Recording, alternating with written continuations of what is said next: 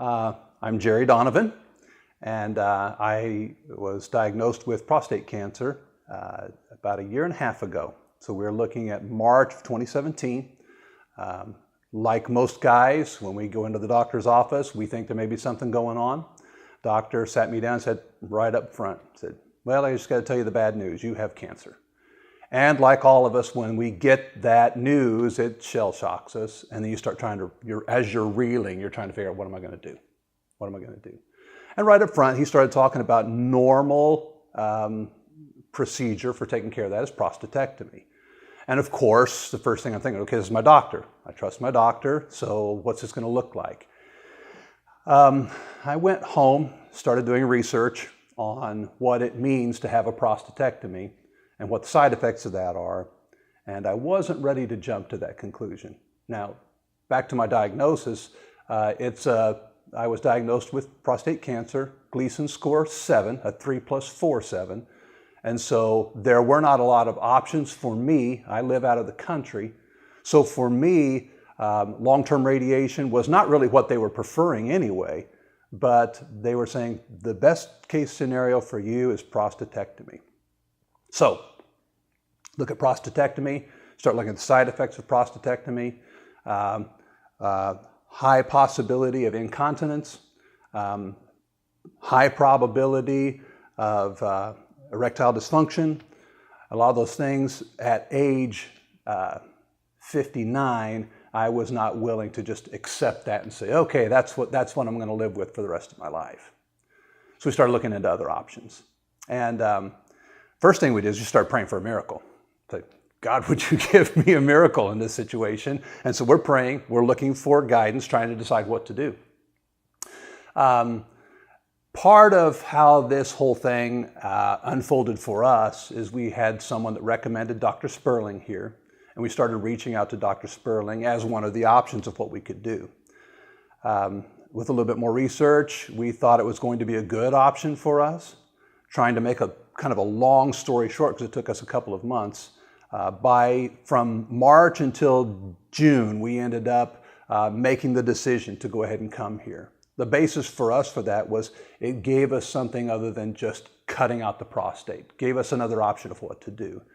When we came in to have the procedure done, it was a little bit different. My situation was a little bit different than what a lot of guys might face with what appeared to be some pretty large tumors in my prostate. And so, but Dr. Sperling was confident that he could provide some quality care for what was going on. And, you know, like any situation, everybody's situation is different.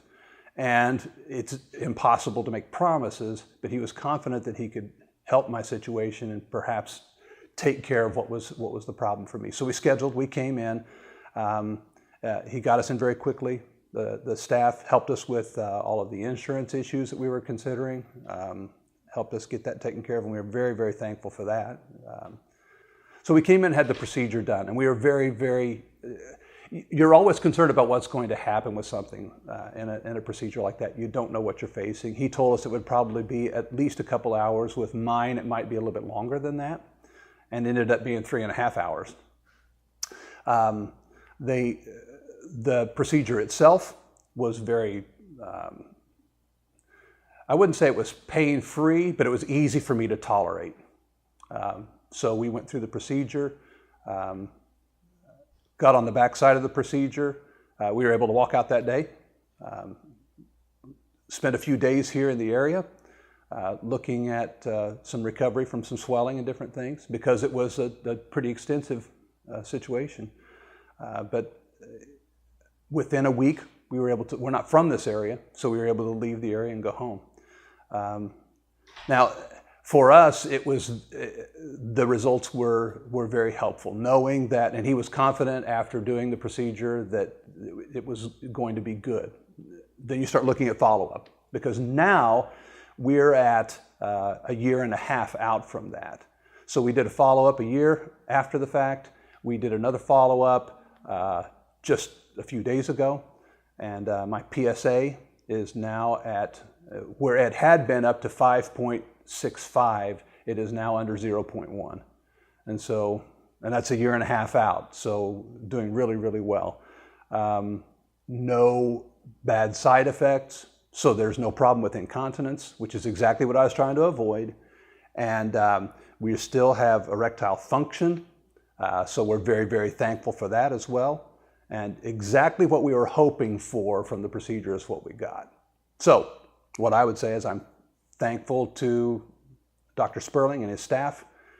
They've done a great job of taking care of us. The follow-up has been very good.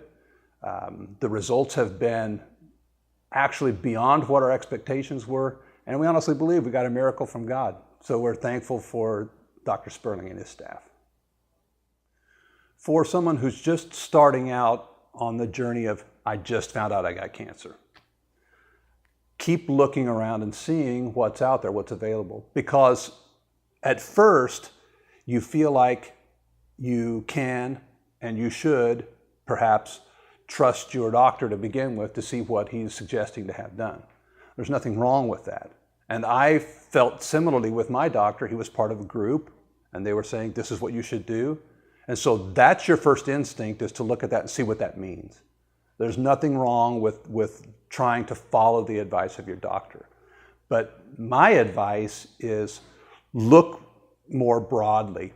Look a little bit, look at what your options are. And for us, that meant finding options like Dr. Sperling. And what it meant for us ultimately is giving us a much better end result than what we would have likely had we just gone with what the first instinct was.